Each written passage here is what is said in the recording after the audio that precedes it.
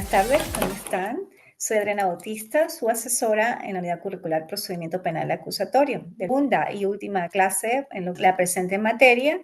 Y bueno, vamos a empezar ya lo que es propiamente la norma adjetiva procesal penal, el Código Orgánico Procesal Penal venezolano. Y atendiendo a que la clase pasada, pues vimos esos lineamientos o esos aspectos generales de lo que son el sistema proceso penal acusatorio específicamente, el sistema procesal penal. Hablamos que en el sistema penal como tal existen fases, entre ellas la primera está la fase preparatoria o de investigación, la fase intermedia, la fase de juicio y la fase de ejecución. En la fase preparatoria de investigación, cada parte o actora del proceso pues tiene sus roles y sus funciones distintivas, por decirlo de una manera.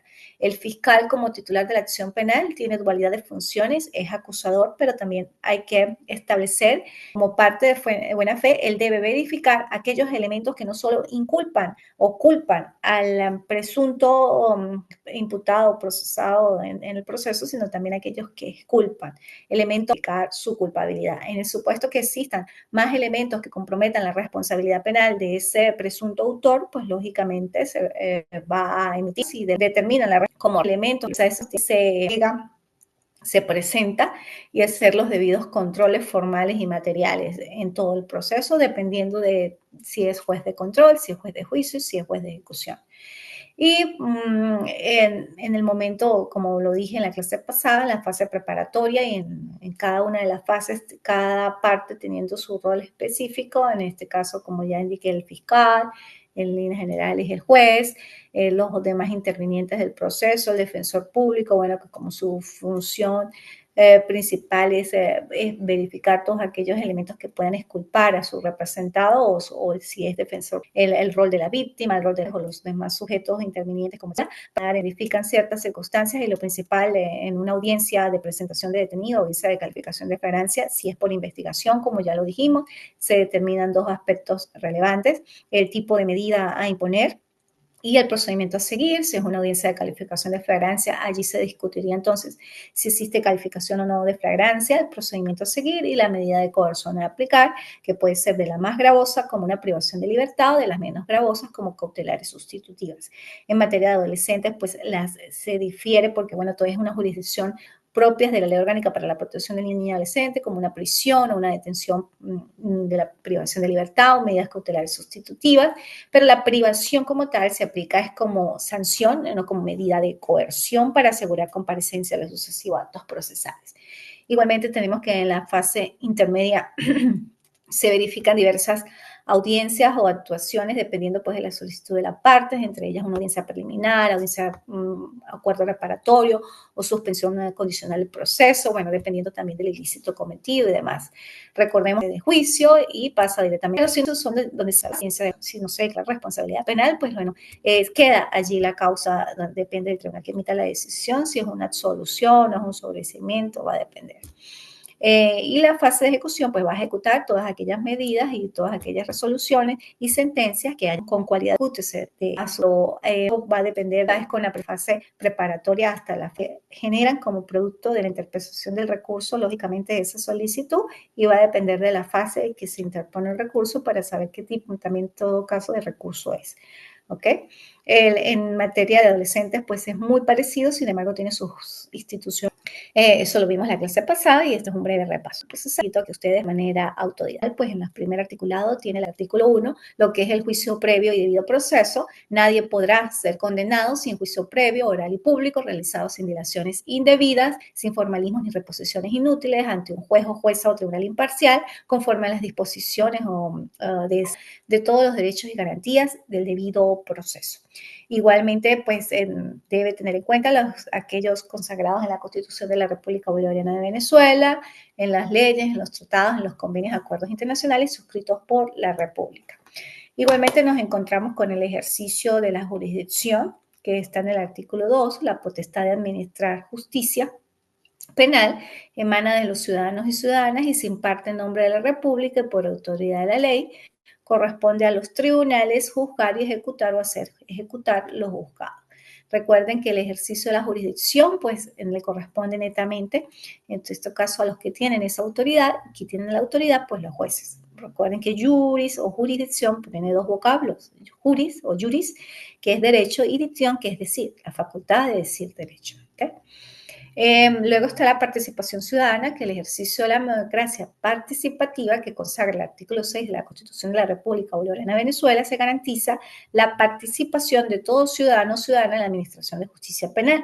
Los ciudadanos y ciudadanas participarán en la administración de la justicia penal conforme a lo previsto en el Código Orgánico Procesal Penal.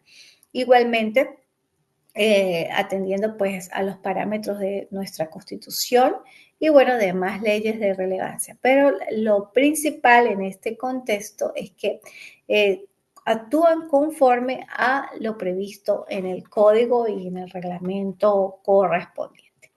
Un artículo sumamente importante que le sigue es la autonomía e independencia de los jueces, que en el ejercicio de las funciones, los jueces y las jueces son autónomos e independientes de los órganos del poder público y solo deben obediencia a ¿qué?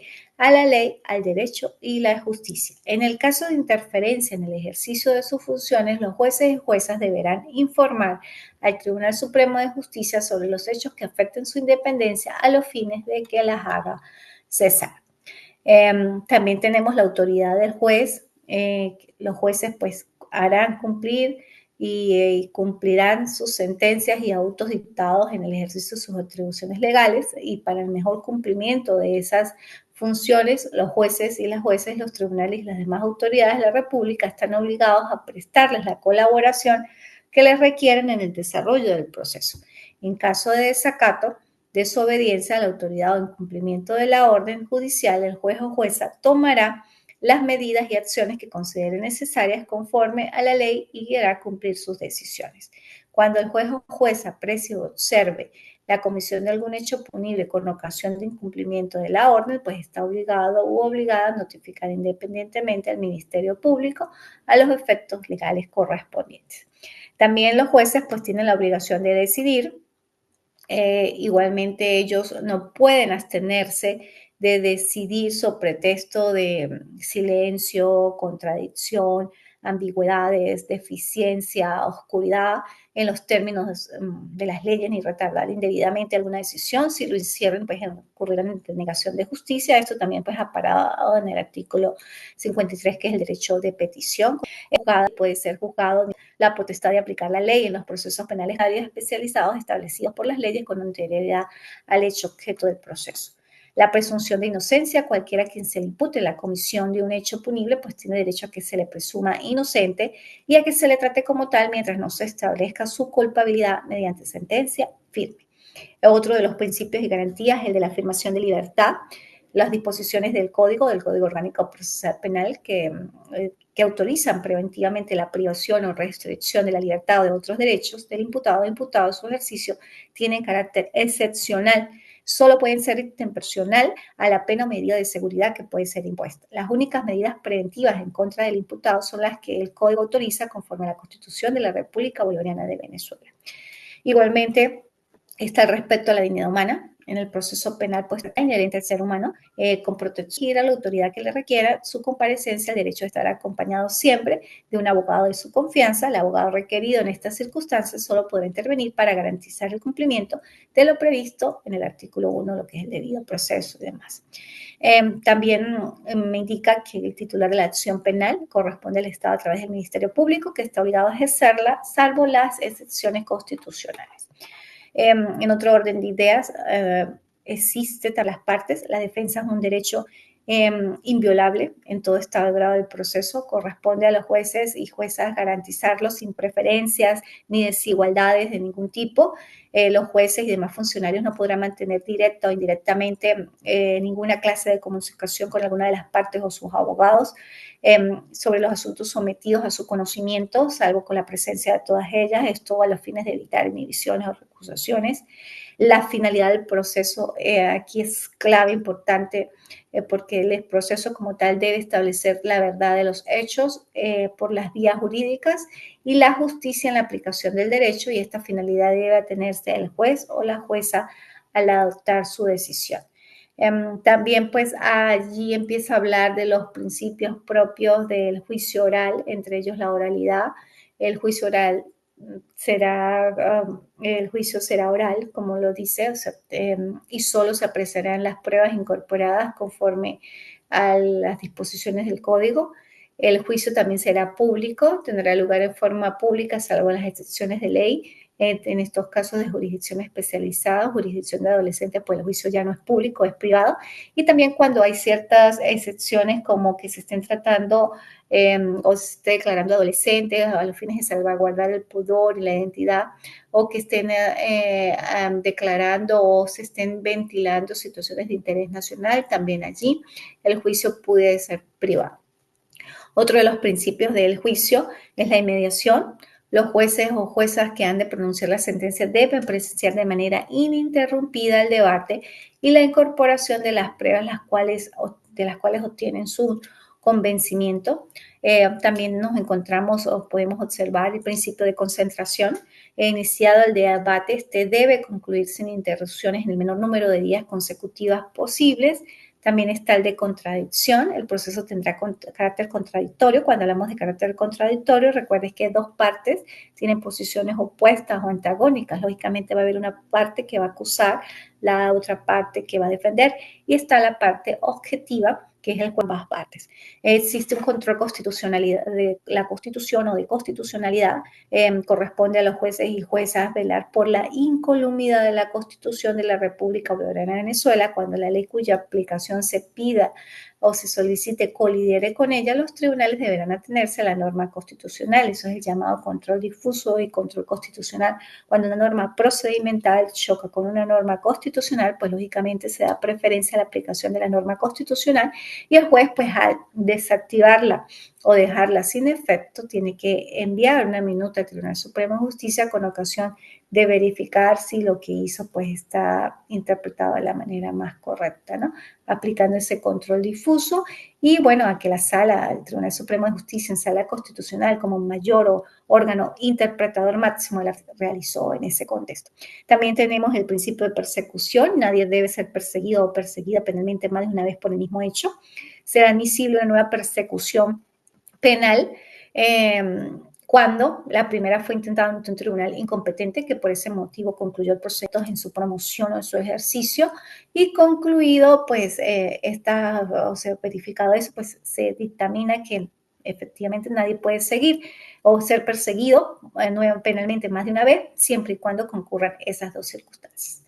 Está la cosa juzgada en el artículo 21 del Código Orgánico Procesal Penal, que me señala que concluido el juicio por sentencia firme no podrá ser reabierto en el caso de revisión, conforme a lo previsto igualmente. También pues me señala de manera general, lógicamente, que estos aspectos van a ser un poco más profundizados a medida que ustedes avancen en el Código Orgánico Procesal Penal. Sin embargo, bueno, por ser una materia de posgrado y ser rápido, esto ya ustedes lo vieron en pregrado, aquí estamos refrescando los conocimientos y que ustedes pues de manera interna e individual pues profundicen sobre todas estas instituciones adjetivas. La apreciación de las pruebas, como señalé, las pruebas se apreciarán por el tribunal según la sana crítica, observando las reglas de la lógica, los conocimientos científicos y las máximas de experiencia. También está la protección de las víctimas. Las víctimas de hechos punibles pues tienen el derecho de acceder a los órganos de administración de justicia penal de forma gratuita, expedita, sin dilaciones indebidas o formalismos inútiles, sin menoscabo a los derechos de los imputados o acusados. La protección de la víctima, la reparación del daño a la que tengan derecho serán también objetivos del proceso penal. Los funcionarios o funcionarias que no procesen las denuncias de las víctimas de forma oportuna y diligente y que de cualquier forma afecte su derecho a acceso a la justicia serán sancionados conforme al ordenamiento jurídico. De ahí en adelante ya empezamos a ver lo que es el ejercicio de la acción penal con las diversas disposiciones ya y comienza en el artículo 24 cuando habla de su ejercicio que la acción penal debe ser ejercida de oficio por el Ministerio Público, salvo las excepciones y en la ley.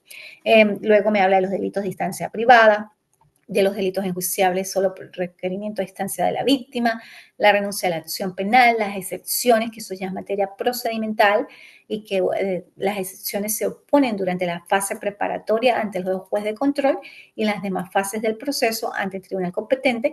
En las oportunidades previstas, las partes pues pueden oponerse a esa persecución penal mediante las siguientes excepciones de previo especial pronunciamiento. Entre ellas están la existencia de la cuestión prejudicial, la falta de jurisdicción, la incompetencia del tribunal, la acción promovida ilegalmente, la cosa juzgada, la nueva persecución que está dentro de la acción promovida ilegalmente, cuando la denuncia, la querella o de la víctima o la acusación fiscal o la acusación inclusive particular propia de la víctima o su acusación privada se basan en hechos que no revisten carácter penal, y la prohibición legal de intentar la acción propuesta, que están igualmente dentro de la promoción o de la acción promovida ilegalmente. También nos encontramos con la extinción de la acción penal, el indulto, y si concurren dos o más excepciones deberá plantearse pues conjuntamente. Eso en cuanto a materia de excepciones. También pues el código, por ser tan amplio, me dice cuáles son los efectos del indulto y la amnistía, el trámite de las excepciones durante la fase preparatoria. Está el trámite de las excepciones igualmente durante la fase intermedia, que las excepciones serán opuestas en la forma y oportunidad establecidas en el artículo 311, que eso forma parte del lapso para la audiencia preliminar y de toda esa fase intermedia. Las excepciones no interpuestas durante la fase preparatoria pues pueden ser planteadas en fase intermedia, lo que no sea planteado en fase preparatoria, siempre y cuando pues se verifique que ha sido planteado en la oportunidad procesal. No es cuando la parte lo quiera, sino cuando efectivamente el lapso procesal se genera. Y están las excepciones oponibles en fase de juicio y las resoluciones de cada uno de ellos. Luego nos encontramos con las alternativas a la prosecución del proceso, que son entre ellas pues el principio de oportunidad, que esto también pues parte, lo hablamos un poco en la clase pasada, cuáles son los supuestos especiales, el acuerdo reparatorio, que es cuando son por hechos punibles que recae exclusivamente sobre bienes jurídicos disponibles de carácter patrimonial, cuando se trata de delitos culposos contra las personas. También pues el código es muy eficiente y eficaz en cuanto a la forma de interponer el acuerdo reparatorio, los plazos para reparación, las condiciones y demás. Luego en el título 2 nos encontramos lo que es la acción civil, los intereses públicos y sociales, el ejercicio de la acción civil, y ya terminado eso, pues no podemos seguir avanzando en cuanto a lo que es la jurisdicción penal y jurisdicción ordinaria. Y la jurisdicción penal, el Código Orgánico Procesal Penal, indica que esta jurisdicción, como ya también lo he señalado en varias oportunidades, puede ser ordinaria o especial, en los términos establecidos pues, en la Constitución de la República Bolivariana y en las demás leyes. Es ordinaria, corresponde a los tribunales ordinarios el ejercicio de la jurisdicción para la decisión de asuntos sometidos a su conocimiento, conforme a lo establecido en el Código Orgánico Procesal Penal, en las leyes especiales y en los asuntos penales cuyo conocimiento corresponda a los tribunales venezolanos según el Código Penal, los tratados, convenios, acuerdos internacionales suscritos y ratificados por la República Bolivariana de Venezuela. La falta de jurisdicción de los tribunales venezolanos será declarada a instancia de parte por el tribunal que corresponda según el estado del proceso y la decisión será recurrente o recurrible ante el Tribunal Supremo de Justicia en sala político-administrativa. También existe la distribución de funciones y que esta distribución o la distribución de las respectivas funciones entre los distintos órganos del mismo tribunal y entre los jueces y juezas y funcionarios que lo integren se establecerá conforme a lo dispuesto en la norma adjetiva en el Código Orgánico Procesal Penal, en las leyes y en los reglamentos internos. Los reglamentos internos de carácter general deberán dictarse en la primera sesión de cada año judicial y no podrán ser modificados hasta su finalización. Lo no previsto en el Código Orgánico Procesal Penal relativo a la integración de los tribunales y sus órganos y las condiciones de capacidad de los jueces y jueces será regulado ¿por qué? ¿Por cuál ley? Por la Ley Orgánica del Poder Judicial y la Ley del Carrera Judicial.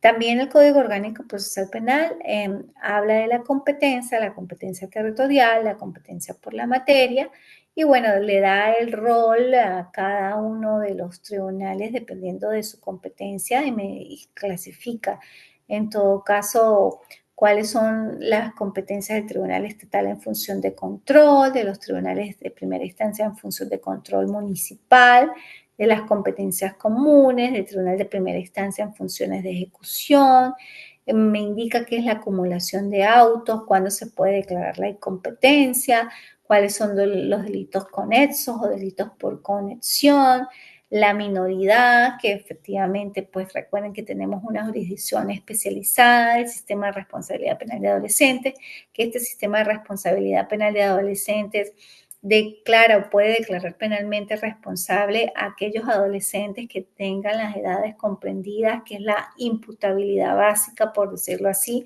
de 14 y menos de 18. Los que tengan menos de 14 son inimputables, no pueden ser declarados penalmente responsables y se le aplicarían en todo caso medidas de protección por el Consejo de Protección.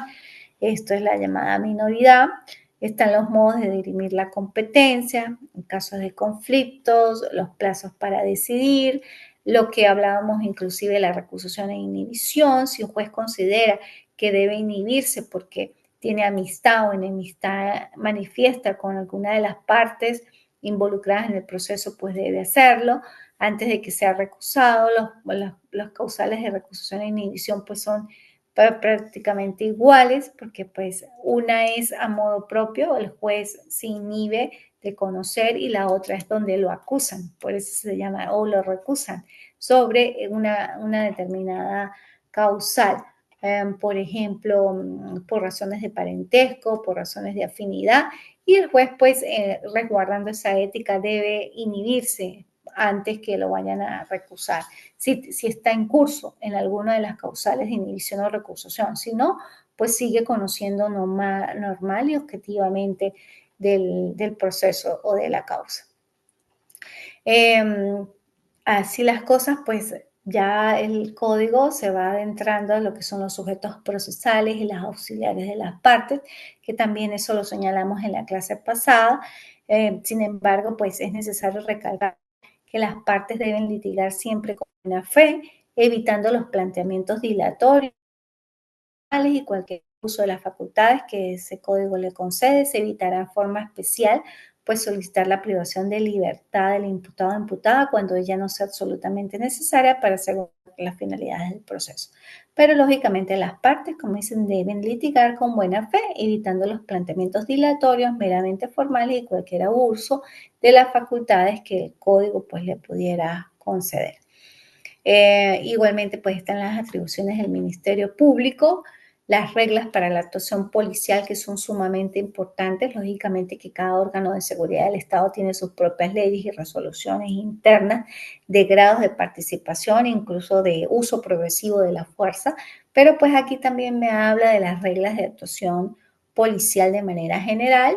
Me indica que las autoridades de policía de investigación penal deberán detener a los imputados o imputadas en los casos que el código, pues lógicamente lo ordena, cumpliendo los siguientes principios de actuación, entre ellos hacer uso de la fuerza solo cuando sea estrictamente necesario y en la proporción que requiera la ejecución de la detención, no utilizar armas excepto cuando haya resistencia que ponga en peligro la vida o la integridad física de las personas dentro de las limitaciones a que se refiere el numeral anterior, no hay infligir, instigar o tolerar ningún acto de tortura o trato cruel, no presentar a los detenidos o detenidas a ningún medio de comunicación, identificarse en el momento de la captura, informar al detenido acerca de sus derechos, comunicar a los parientes u otras personas relacionadas con el imputado el establecimiento donde se encuentra detenido, asentar el lugar y hora de detención en la acta debidamente, y esta acta pues tiene que ser inalterable. También pues especifica la víctima, quién es víctima, cómo procedería en todo caso la reparación de la víctima.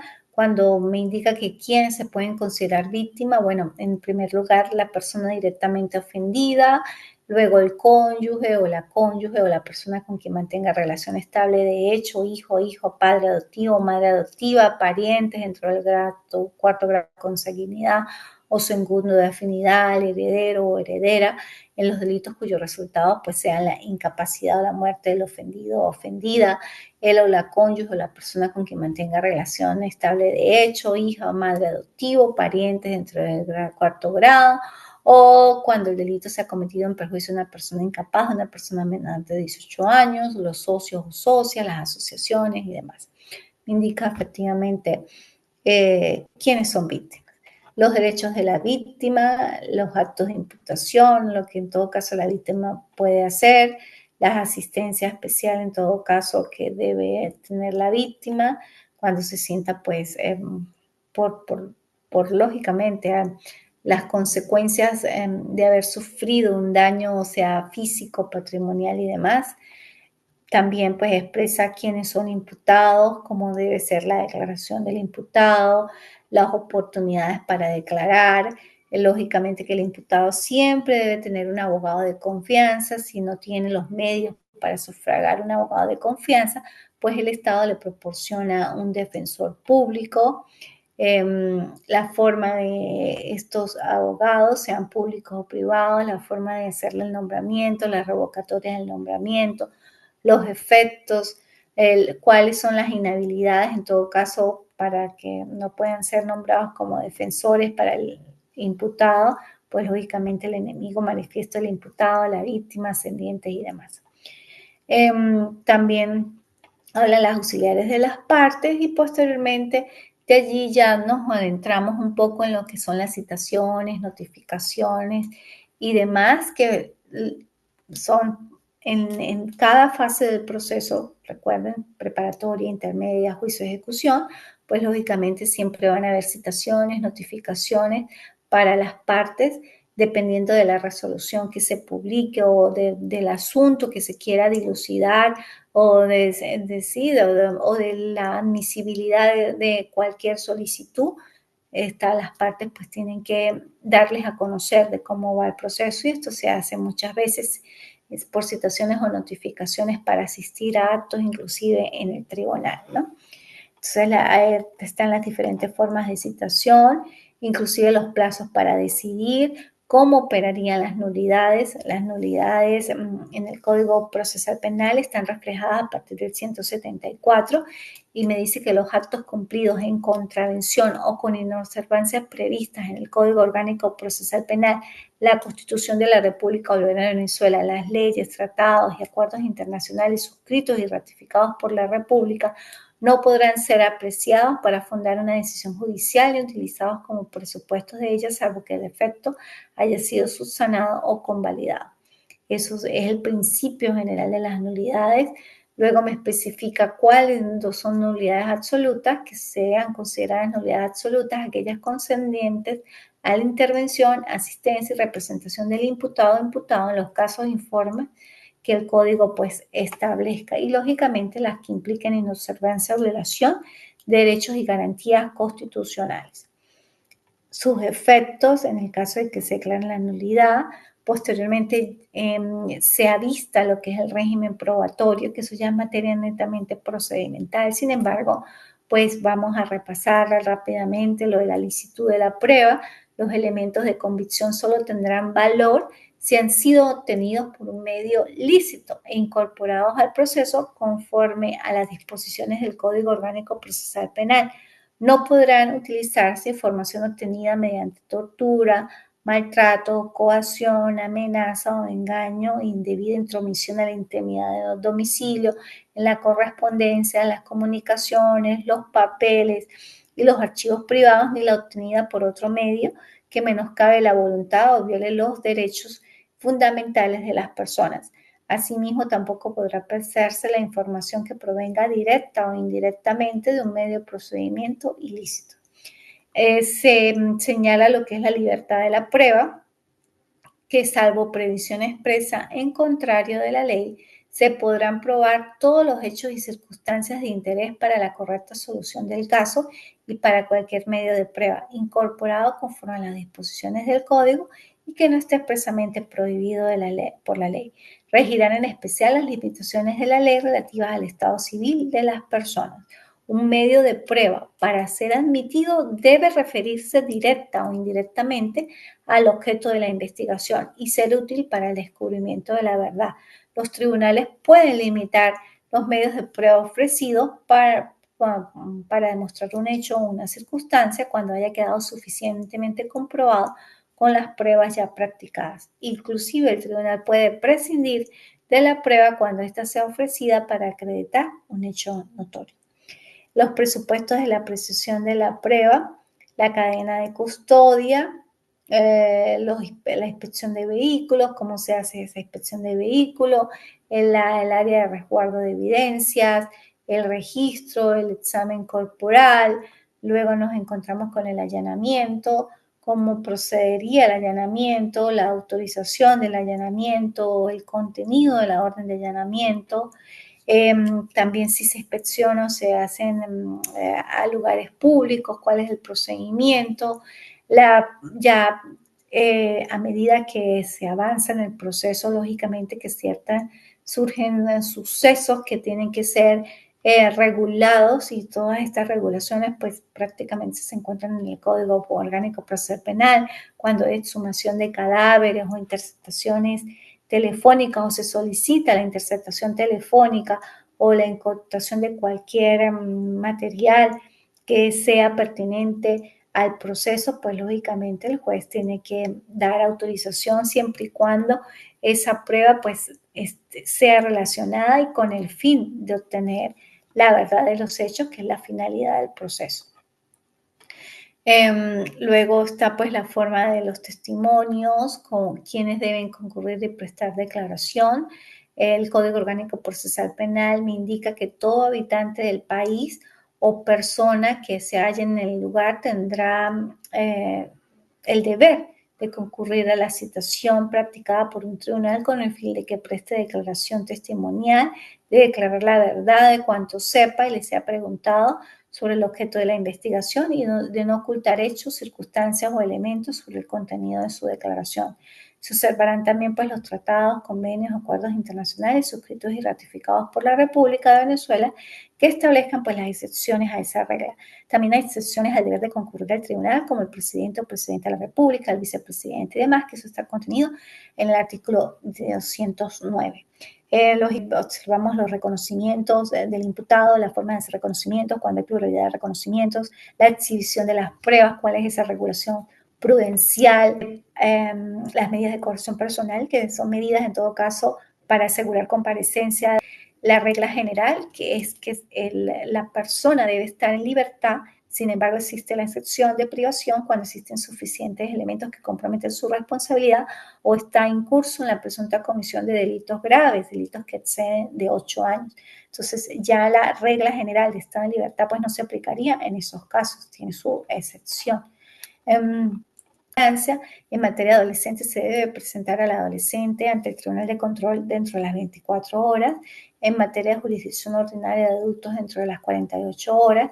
En el momento que se aprenda, lo discutimos en la clase pasada, si es por flagrancia, lógicamente que el imputado, el juez va a dictaminar si se califica o no la flagrancia, si se califica cuál es el procedimiento a seguir, si es el procedimiento abreviado ordinario, si es el abreviado, se suprime la fase intermedia y pasamos directamente a la fase de juicio. Si es ordinario, sigue la fase intermedia con el mismo tribunal que verificó la audiencia de calificación de flagrancia. Allí se van a discutir los elementos, supongamos, de la acusación, si fue un acto conclusivo de acusación, y bueno, dependiendo de eso se va a verificar si la causa sigue de juicio. Son muchos los aspectos que pueden suceder en cada fase del proceso penal. Lógicamente que cada fase del proceso penal tiene sus instituciones de aplicación pertinentes, individuales a cada fase. ¿Okay? Por decir, nosotros no vamos a aplicar una misión de hechos en fase de ejecución, porque la fase de ejecución es donde el tribunal decreta el ejecute, se da una sentencia definitivamente firme en la cual se declaró la responsabilidad penal de adolescentes. Ahí no se admite acusación, allí no se admite el procedimiento especial de ley de derechos, porque su mismo término lo dice. Es el ejecute de una sentencia ya proferida por un tribunal sí de la misma categoría, pero con un rol sumamente diferente a la fase de ejecución. Por eso cada fase es tan particular y tan distinguible una de otra. ¿Ok? También, pues, bueno, están las medidas para asegurar, como la medida de privación, las medidas cautelares sustitutivas, cuáles son los requisitos de cada una, sus modalidades, las obligaciones, lógicamente, del imputado, el examen y revisión de estas medidas, que el imputado puede solicitar la revocación o sustitución de la medida judicial de privación las veces que lo considere pertinente. En todo caso, el juez pues, debe examinar la necesidad de mantenimiento de esas medidas cautelares y ya con esto pues, se va verificando si procede o no, si se mantiene o no, bueno, dependiendo de dónde esté el proceso penal y a los fines de asegurar, como ya siempre lo he dicho, la comparecencia del imputado a los sucesivos actos procesales, máxime si se trata que el imputado pues está en curso en la presunta comisión de hechos punibles graves como homicidio, violación, etcétera. ¿Okay? Luego, pues, está ahí el código, pues, a veces se pudiera decir que salta, ¿no? Las fases no están así como yo se las estoy diciendo. Ustedes, a medida que estudien, se van a encontrar dentro del código, pues, cosas de investigación, donde están las pruebas, o sea, están agrupadas en diferente orden, pero a medida que ustedes controlen y manejen el sistema procesal, en el sistema adjetivo, van a saber ubicarse rápidamente en el Código Orgánico Procesal Penal y verificar cada institución en cada fase. ¿Ok?